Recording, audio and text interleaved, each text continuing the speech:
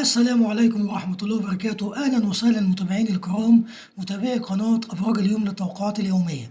اليوم هنعمل برج الحمل بتاريخ 13/12/2025، وهنشوف طاقتك غدا وتوقعاتك على جميع الأصعدة، على الصعيد العام والعملي والمالي والعاطفي والصحي والدراسي.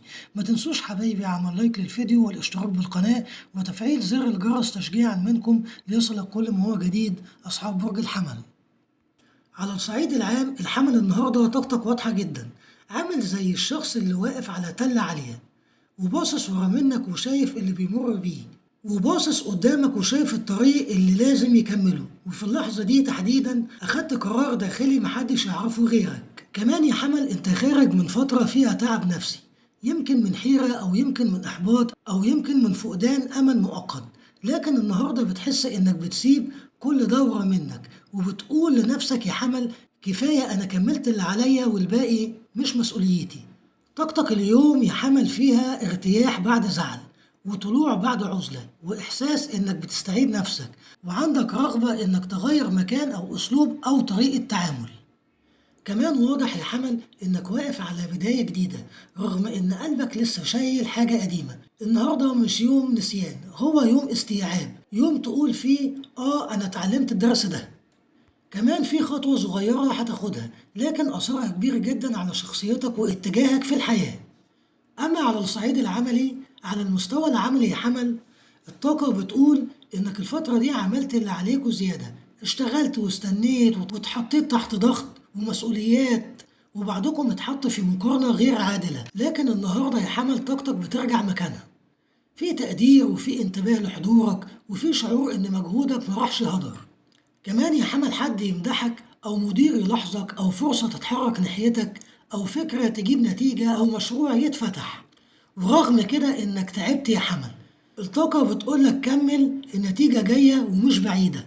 لو كنت بتدور على شغل يا حمل النهاردة هتسمع إشارة أو تلميح يطمنك إن الطريق اللي أنت اخترته صح.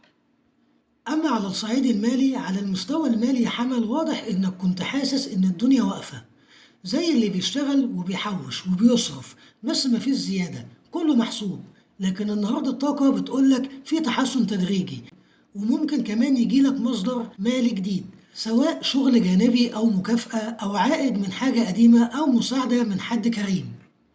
انت من النوع اللي ما بتطلبش يا حمل، بس ربنا ساعات بيبعتلك رزقك من غير ما تطلبه، وده ظاهر قوي في طاقتك. كمان في رسالة بتقولك اصبر وزود تركيزك، الراحة جاية. أما على الصعيد العاطفي في قوة ومشاعر وعودة وتوازن بعد خذلان. عاطفيا يا حمل طاقتك النهاردة حساسة جدا، وكأن قلبك واقف وسط مشاعر كتيرة متلخبطة زي اشتياق وخوف وحيرة ورغبة في بداية جديدة.